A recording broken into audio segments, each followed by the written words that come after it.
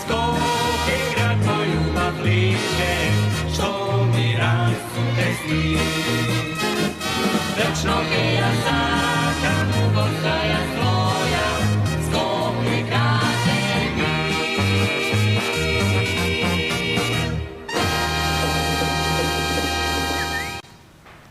Токму така, Скопје ми е дома, четврток 18 часот и 15 минути и термин резервиран за уште една скопска приказна. Овој пат нешто малку поразлично од политиката. Ќе говориме за едно Скопје кое што многумина го паметат, а младите го дознаваат и јас ќе кажам преку приказните и преку раскажувањата.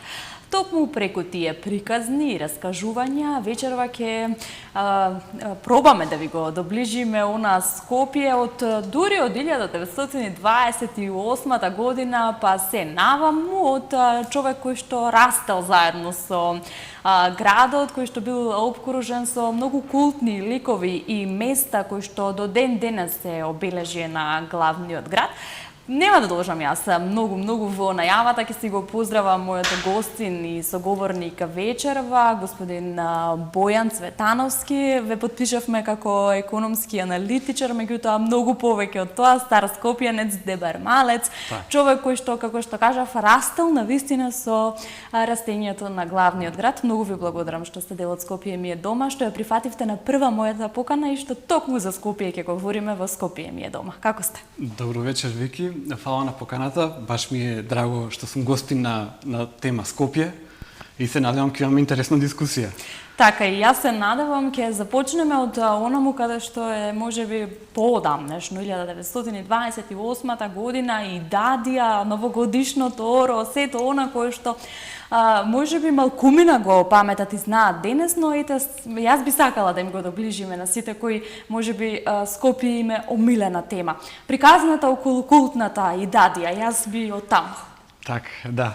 Да, започнуваме со Дебар Малец и Дадија. Мојот прадедо Евто Цветановски, тој е основач и собственик на Идадија. Значи, далечната 1927 година, тој практично ја купил парцелата каде што изграден објектот Идадија. Тој претходно имал кантина во учителската школа, која што се наоѓала диагонално од Идадија. Значи, сега кај во бараките на општина Центар, тука имало учителска школа. И таму дедо ми, мојот прадедото мој, држал кантина. Значи, тоа биле сендвичи, варени јајца, чај, боза, салати, кои што биле нели за потребите на учителската школа, која што тогаш имало околу 200 ученици. И со тек на време со печалбата практично ја го купил просторот на кој што е изградена Идадија и почнал објектот да го гради така крајот на 1927 и го заврши во 1928 година. Значи тоа е завршен некаде пролет 1928 година. И кафаната Идадија е отворена во 1928 година на 1 октомври. И постои се до ден денес и со истото име? Да, со истото име, да. Идадија нели на турски значи гимназија, тој простор така, мислам тука така бил познат. Така бил како познат. Гимназија. Да. Тоа е турски збор Идадија, значи гимназија и така го добил добила и кафаната го добила тоа име, затоа што во прво време била кантина Идадија. Значи така било името и немало скара, мислам, не се служува. Кога прераснува во кафеана? Подосна, значи он практично менито на кантина Идадија било идентично со менито на во угостителското училиште кој што во учителското школа кој што го служел мојот прадедо, било идентично менито. Подосна, значи некаде година и пол потоа започнале и нели познатите кебапчиња да се служат во кафаната. Меѓутоа најпрви не била скарата вклучена. Е сега, значи 1928 година на 1 октомври е отворена кафаната. Меѓутоа таа објектот бил граден со помош на комшиите таму, со помош на роднини, да кажам цела една тајфа, сите заедно учествувале во изградбата. И мојот прадедо со цел да го прослава тоа и на некој начин и да им се одолжи на символичен начин на сите што учествувале во изградбата на објектот, на 1 јануари 1929 година, значи решава да направи една гозба, значи таму каде што ќе ги почести сите кои што учествувале во изградбата и да направи една прослава. Значи како што идела прославата утрото, околу 12 часот излегле надвор да прослават пред кафаната и развиле оро. И од тогаш практично е настаната традицијата на орото. Кој што се игра се до ден денес. Трае непрекинато. Секој 1 јануари. Секој 1 јануари, да. Новогодишно всушност оро. Новогодишно оро, да, традицијата се држи. Мојот чичко Миле Чатал знаеше да каже Европа има на 1 јануари 2 традиции. Виенскиот концерт и орото преди дадија. Така, кои што се уште траат. Се уште траат и се одвиваат и во исто време и како часови. Значи, и временски практично орото започнува во 10 часот и трае до 1-2, нели, часот сега, попладне. кога Бојан Цветановски станува дел од Идадија, односно кои се твоите први спомени околу сето тоа што се создавало во 1928 година, која продолжува сета таа традиција? Да, видите, подосна кафаната е национализирана, значи Метропол ја држеше, нели после, нели по завршувањето на Втората светска војна. Так. И јас нели како дете, јас сум 75 година роден, меѓутоа подосна нели како дете таму сум доаѓал, сум трчкал, така да мислам знаев за Идадија уште како дете. И сега со тек на време, нели, подосна, нели, уследи процесот на денационализација, таа и припадна на мојата поширока фамилија. Значи тука сме сега 6 наследника, нели, на кафеаната. И мислам таа си остана како бренд, значи многу да кажам и познати лица, таа е да кажам кафана која што е наменета за сите. Значи тука се собираат интелектуалци од сите слоеви, значи Верувам имате и спомени приказни на Вардар, да. И да кажам, нели, знаеме нека и нели нашиот великан Горан Стефановски, кога беше во Скопје, он често исто навраќаше во Идадија, Горан Стефановски, Милчо Манчевски, Владко Стефановски, има и песни напишано за Идадија, има Нино Величковски има песна Идадија. Владко Стефановски во песната Сеир исто е песна за Идадија. Да, тој кажал дека некако поврзани со музиката и со со Стефановски, конкретно тоа малку подоцна во текот на разговорот ќе го начнеме, меѓутоа еве сега се задржуваме. Ме интересираат спомените од тоа време какво беше Дебар Мало тогаш, како се сеќавате вие на тој дел од централното градско подрачје на главниот град? Видите сега, да кажам, нели, оние што се најсилни спомени, тоа се 80-те години и 90-те години, нели, на минатиот век, да кажам. И тогаш, нели, стилот на живење беше поинаков од сега. Да кажам, јас, нели, тогаш бев тинејџер, и во тоа време беше актуелно, нели, играње на фудбал, играње на кошарка, на спортување надвор беше многу интензивно. Значи, тој тип на дружење, на малско дружење, беше актуелно и потоа, нели, тука по малата се собиравме, нели, во самото тука мало, во Дебар Мало, Карши, сега во паркот на Горан Стефановски, кој што е Карши кафаната, тука, да кажам, се собиравме како деца. Јас исто, мислам, моите родители живеа во Козле, мислам и таму, нели, исто ги одржувавме тие средби со другарите, меѓутоа тогаш беше актуелно тоа, значи тоа малско дружење беше актуелно. И подосна, нели, излегување, меѓутоа, нели, ноќниот живот во Скопје тогаш беше убав и интересен. И поинаков, мораме да признаеме. Поинаков беше. Беа актуелни 3 до 4 кафулиња беа централни, како главни, нели? Не како сега што е дисперзирано, нели, низ целиот град излегувањето. Тогаш беа главни 3-4 кафулиња, кои што, нели, нивната важност или да кажам нивното, да кажам владење се менуваше на неколку години, значи нивната актуелност. И сега, нели, сите го памтат тоа време, нели, мејкап, кафичот мејкап, спа, клуб Дипломатик, подосна Чао, легендарното Чао.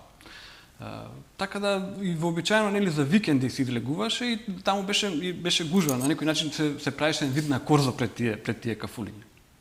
И сега мене лично вака што ми има останато во спомени, каде што за мојот вкус, каде што најдобро сум се и чувствувал, беше Спа Статус. Еве да го спомнам Спа Статус. Спа Статус се наоѓа на Рузвелтова улица, значи па и тоа е на некој начин во Дебар Мало, во близина на Зоолошката градина.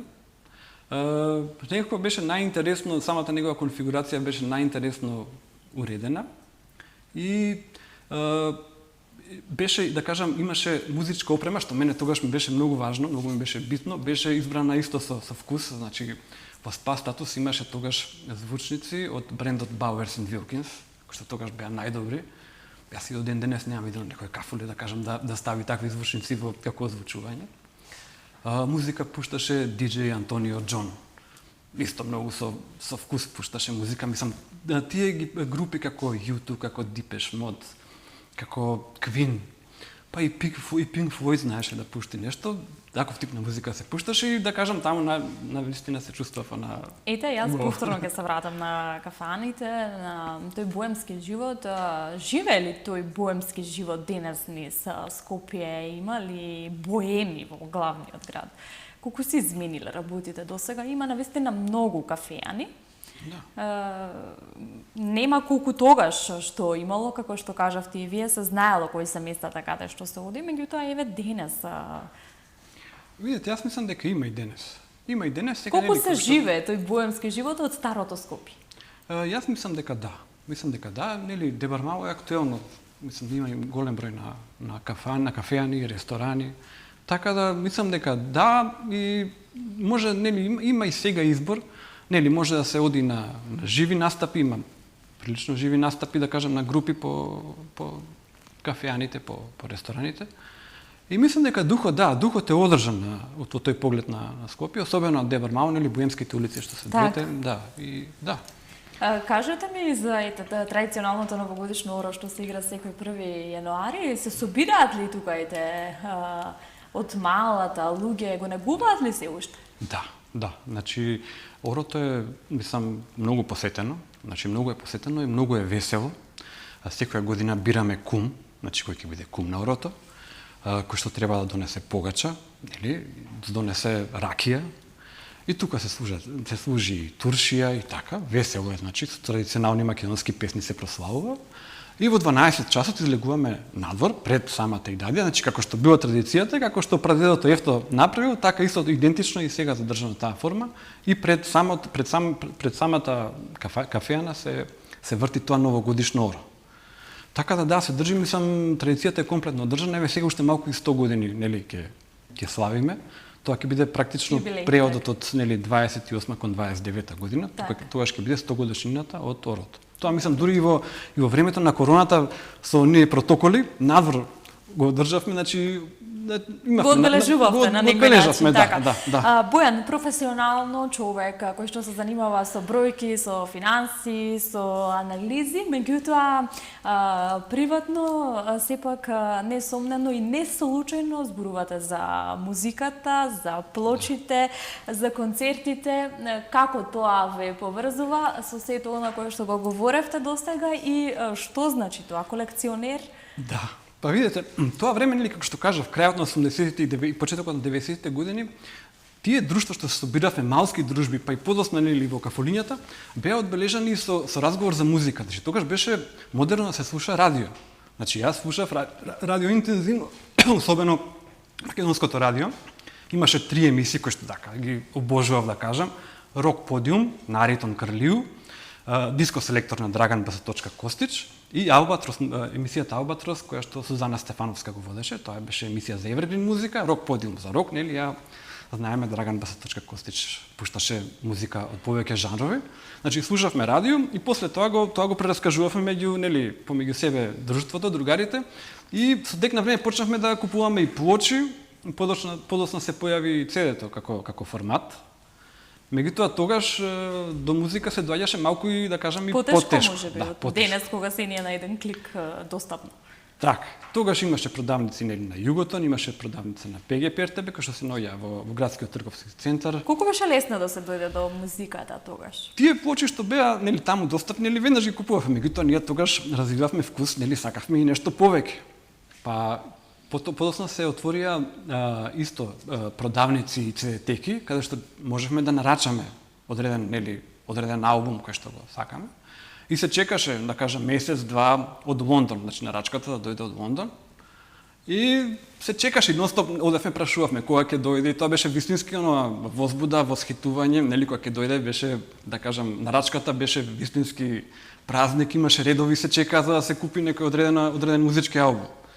Така да имаше таа возбуда на музиката, да кажам, на некој начин ние ја живеевме музиката, во најпозитивен смисла. И може би некој поизострен вкус за музика во тоа време, тогаш за разлика од она сега кој што може би го живееме ние помладите генерации сега, моментално. Мене ми стана, да кажам, аудиофилството или музичкото колекционерство како еден вид хоби. Значи јас и од ден денес имам и голема колекција и на винилни плочи, и на цедења, имам над 1500 носачи на звук, веќе мислам и престанав и да ги бројам.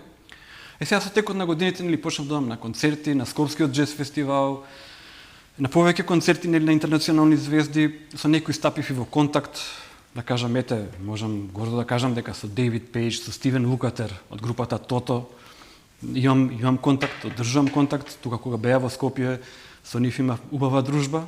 Беше ли тогаш Скопје поживо, еве кога говориме и за оние врвни музичари кои што сте ги исчекувале и со нетрпение можеби да дојдат? И во однос на музиката секако?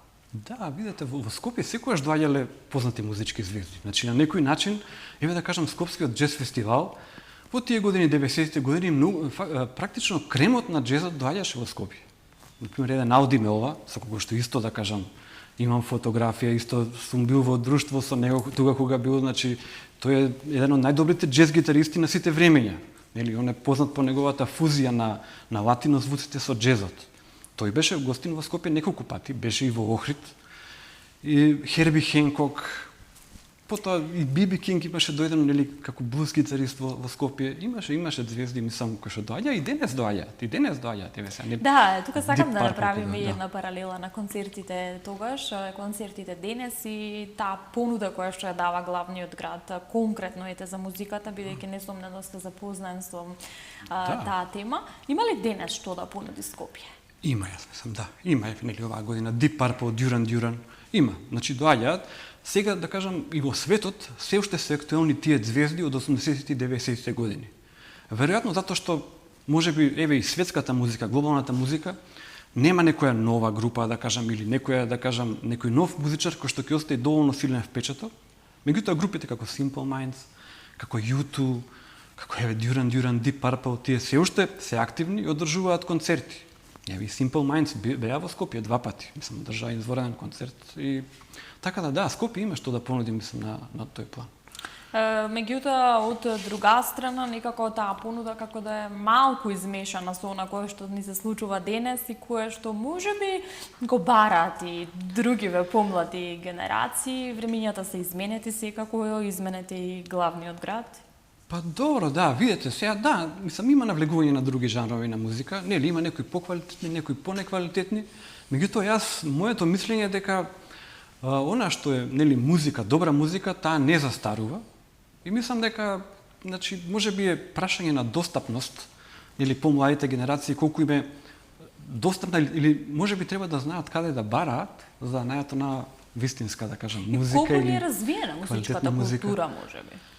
Јас мислам дека е. Како што кажав, значи, ако, нели, човек ако сака да се потруди или да кажам, ете и за помладите генерации, може да најде добра музика. Јас, например, мислам дека има и радија што пуштаат добра музика кај нас, има и добра понуда.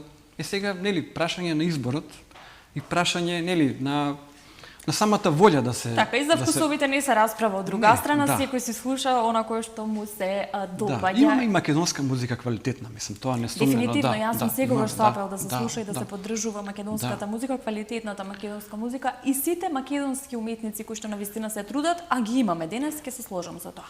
Не само назад, да кажам, и Лепи Сол, и Меморија, да кажам, Архангел, туку имаме и сега имаме добри, да кажам, имаме музичари, добри млади добри артисти музичари, кои што работат навистина. Квалитетни композиции, добри композиции, така да мислам дека има добра, има добра секако.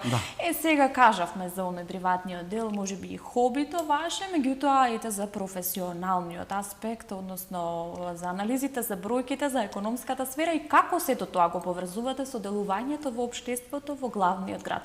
Ние постојано ве следиме како човек кој што прави економски анализи за сето оно кое што се случува денес во светот, за она што е актуелно, за жал војните, кризата, енергетската криза, она што се случува нели како последица од војната. Па ајде. Добро, тоа е мојата нели професионална одредба или мојата професионална определба. Јас нели сум валутен трговец, во принцип тоа ми е девизен трговец, значи тоа ми е мојата професија како банкар, како дел од тој дел на финансискиот пазар.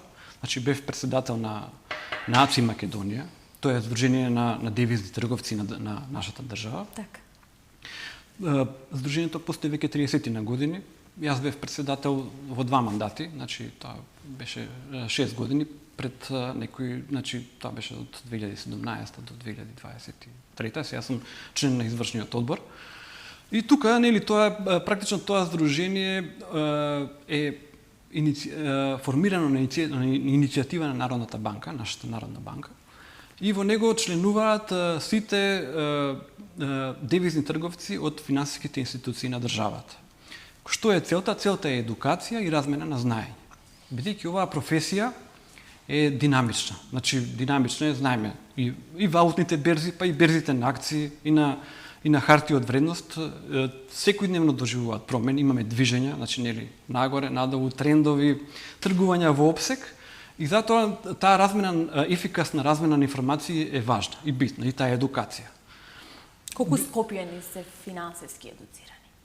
Па видите, тоа мислам дека, знаете како, кај нас таа финансиска едукација се шири и тоа е добро.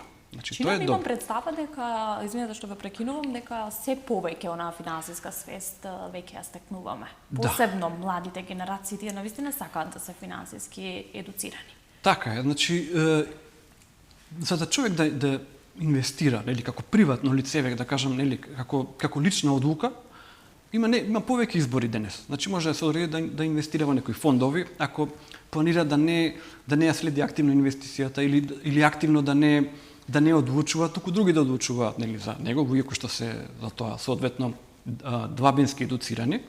А може и сам да се одреди, сам да инвестира и сам да купува и да продава, да носи одлуки, инвестициони одлуки. Сега што е важно? Важно е дека, нели, било кое тргување, нели, што се десува на финансиските пазари е една комплексна дисциплина. Значи тука тоа не е само познавање на макроекономија, туку еве да кажам како една структура треба да се има познавање 40% од макроекономија, 40% е математика, а 20% е психологија. Значи треба да се познаваат и математички модели, и макроекономски модели, и на крајот на краиштата како личност да може, нели, веќе кога ќе се одлучи да инвестира, само да носи одлуки, да од низата на информации кои што се денес многу достапни, бидејќи, нели, и поради социјалните медиуми, и поради, нели, интернет платформи, интернет магазини, и низа имаме сега медиуми, не е само телевизијата.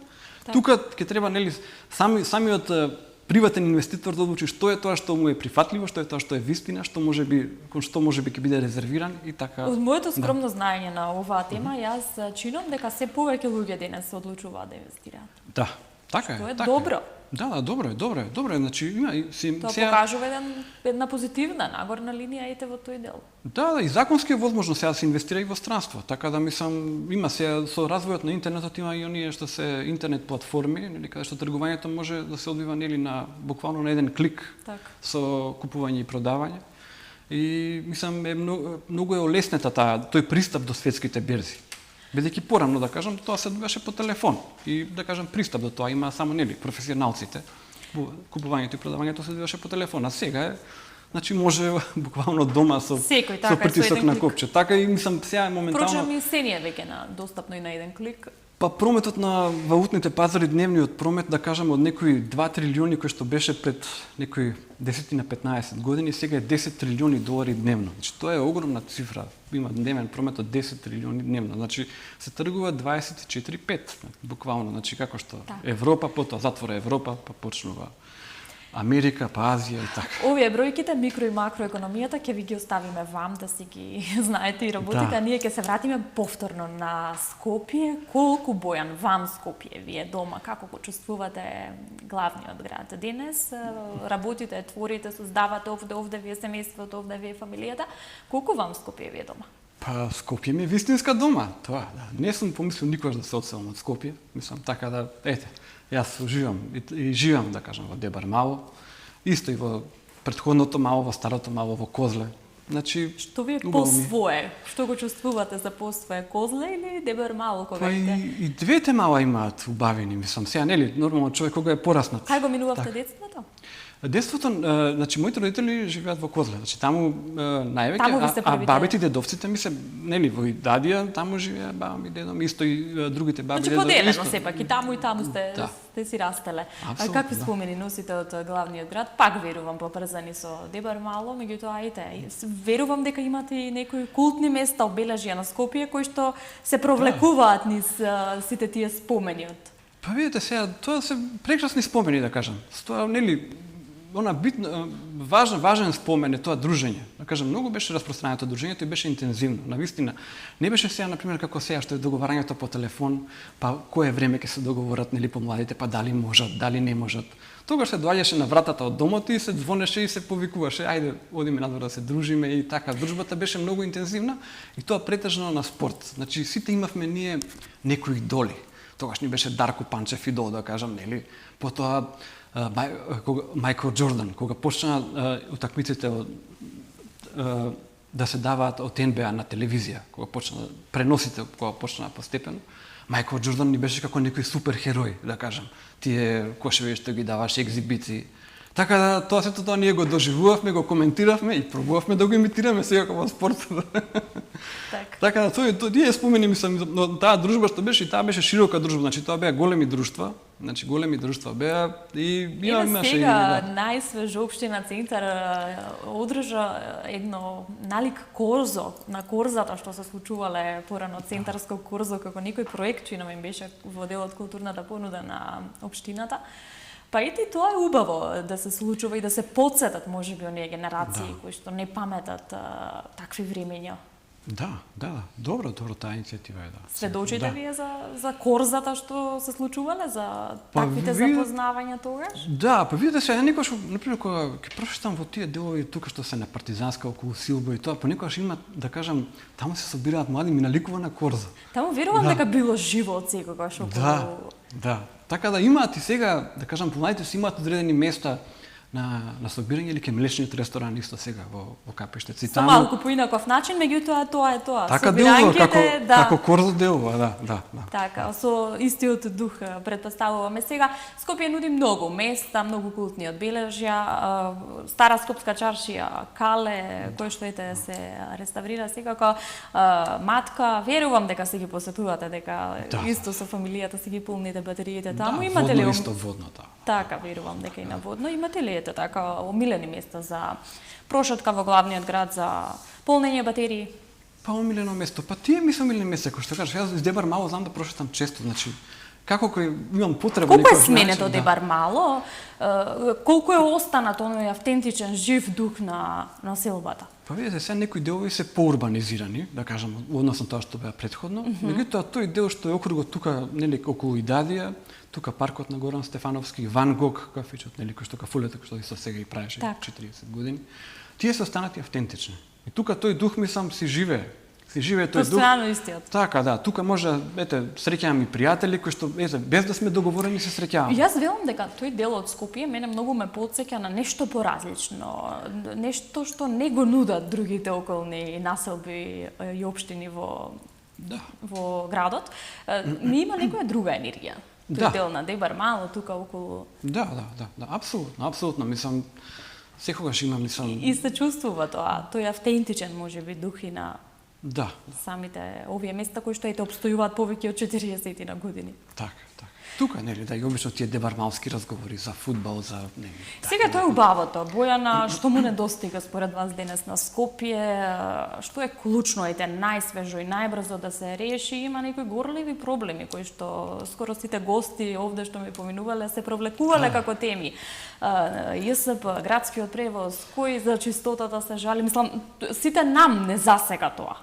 Тоа се проблеми кои што сите нас не засегаат, кои што сме одлучиле Скопје да ни е дома. Па добро, видите, тие проблеми се нормални проблеми на еден голем град. Нели, Скопје прерасно во голем град сега, да кажам, нели, тако земеме, нели, назад како личи ли Скопје за еден модерен главен град според вас? Па јас мислам, знаете како, има некои периоди кога има да кажам, некои горливи проблеми, има периоди кога се решаваат тие проблеми.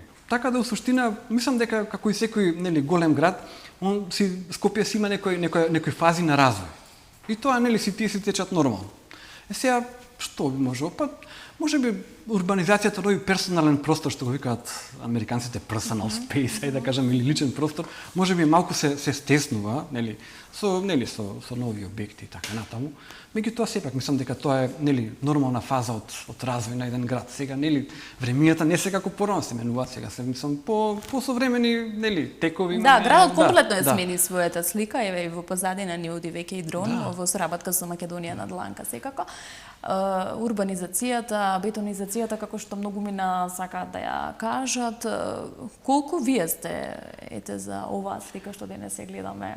По моје мислење, битно е оние што се клучни делови да останат автентични. Тие што се клучни делови, значи кои што имаат одредена историја, да останат автентични. Меѓутоа и да им се посвети внимание. Да, да им се посвети внимание. Секако. Да. Тоа е по моје мислење е клучно и битно. Инаку секако има делови на градот кои што се современи, или кои што се понови.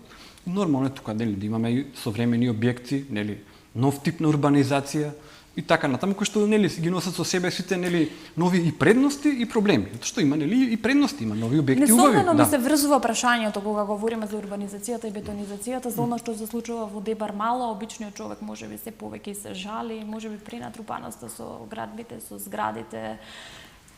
Па добро, видете, сега тоа е, како да кажам, сепак оние делови што се, Сметате ли дека клучни, малку треба да се... Тие делови што се клучни, тие останаа автентични. Значи тоа сметам дека е важно. Сега тоа што имаме и сега и некои нови обележја, што се поврзани со историјата. Тоа е важно, инаку секако треба да се ограничи урбанизацијата до некаде на тие што се, како што кажав, делови кои што имаат историја, кои што имаат некоја традиција, некоја минато, тука би требало да се зачуваат тие делови. Така. Супруг, татко, човек со кариера, колку и вашите деца сакаат да слушаат за старите скопски приказни, колку им раскажувате за тоа како било во минатото? Па да, сакаат, нормално. Мислам, и доаѓаат и тие во Идадија. Седиме во Идадија, син ми беше оваа година и на Орото, прв пат. Така да, таа традиција ќе остане ли боја традицијата? Да, ќе остане. Значи, таа се пренесува и на новите генерации. Ние сега имаме, да кажам, и во Орото и подмладок, не. Така, што е убаво, да се чуе и да се види.